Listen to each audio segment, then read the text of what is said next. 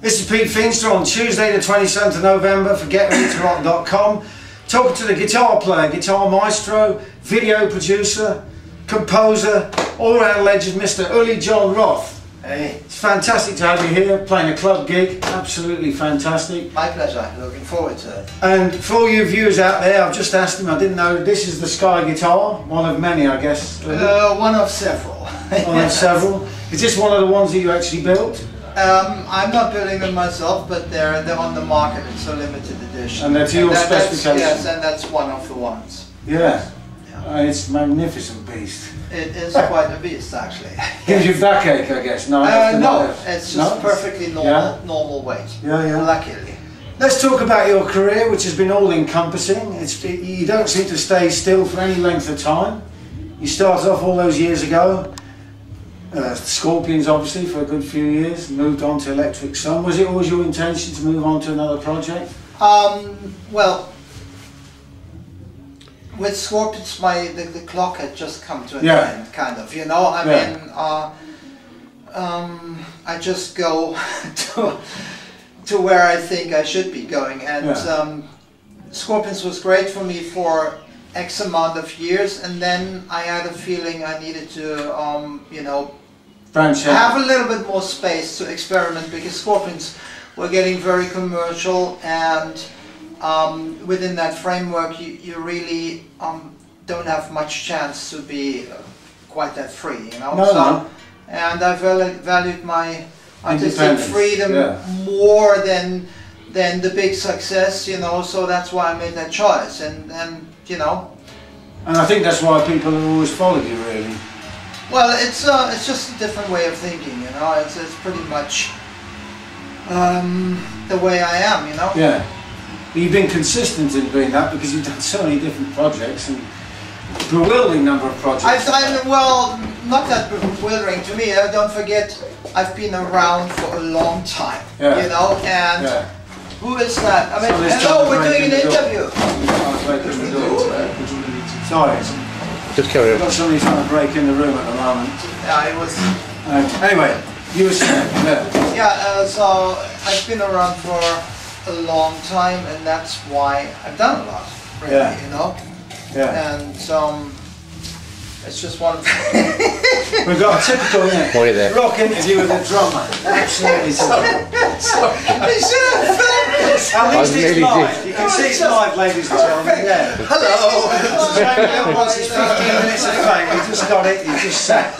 We'll carry on. Anyway. So you went on to Electric Sun. Deal with the psychics later. Electric Sun was the next step along the way. Electric Sun was the next step, and that was kind of like a 5-year journey, and it was similar in the sense that I felt there came a point when I needed to do something completely different, you know. You played with Clark Bunker, of course? Yeah, for a long time. For a long time, yeah. Great drummer, whatever happened to him? He went to Peru for a while, came back, came back, formed a band called Paul Mouth with Jackie McCall, he did very well.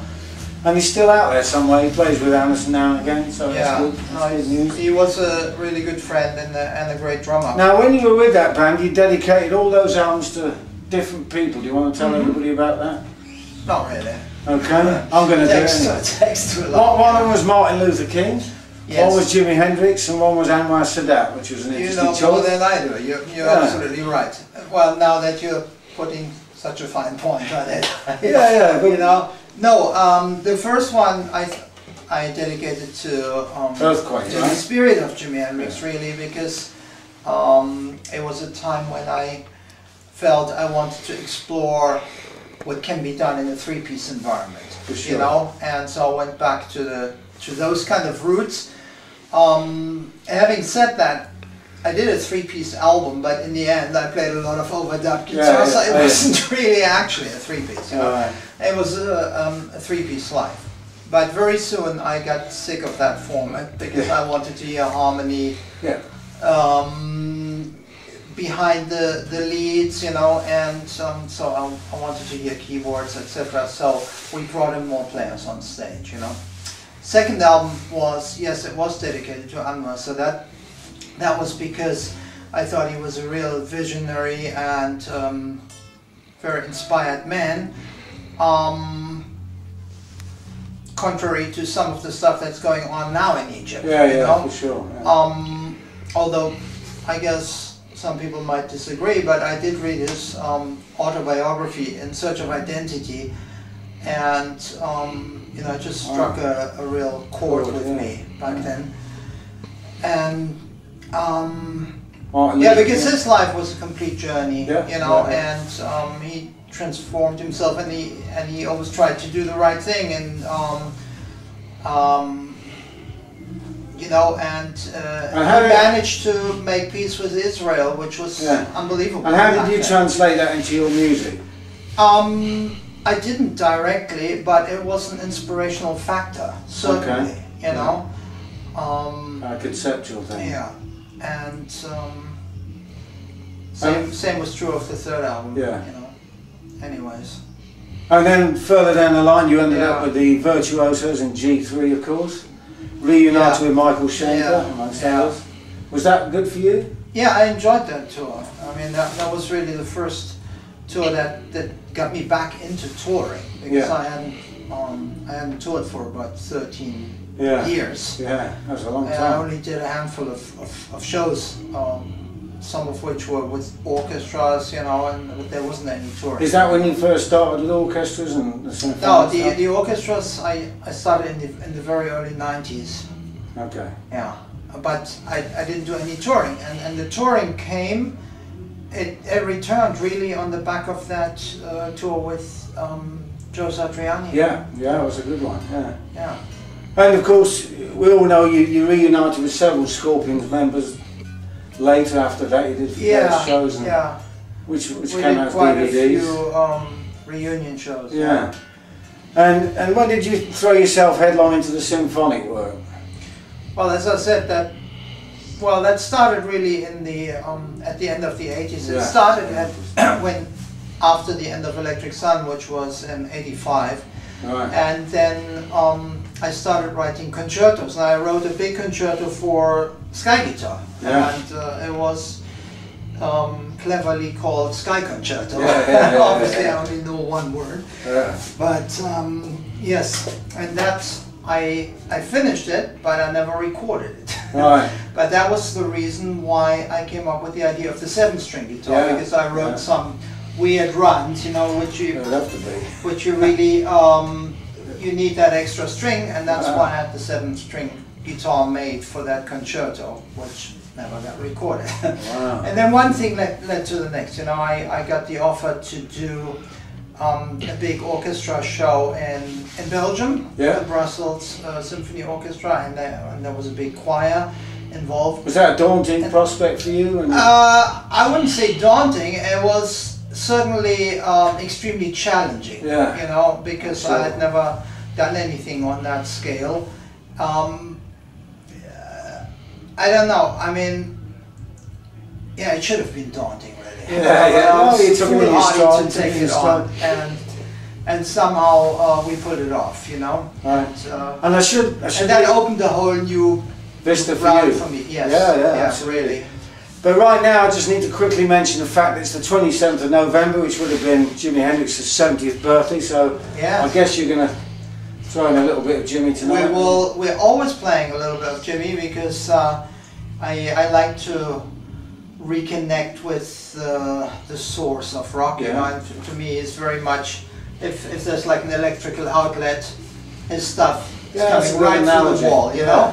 And so it's good to reconnect with that and keep that fresh and never forget where it all kind of started, at least for me, you know. Well, people associate you with Hendrix, of course. Yes, and it's always been part of my journey, even in the classical, you know. And so, but today I think we're going to play a few more of these, you know. Okay, that's great. And do you want to tell everybody what your current recording project is, so they can go out and check it out? We're doing, well, it's not yet in the market, no, it's not even recorded yet.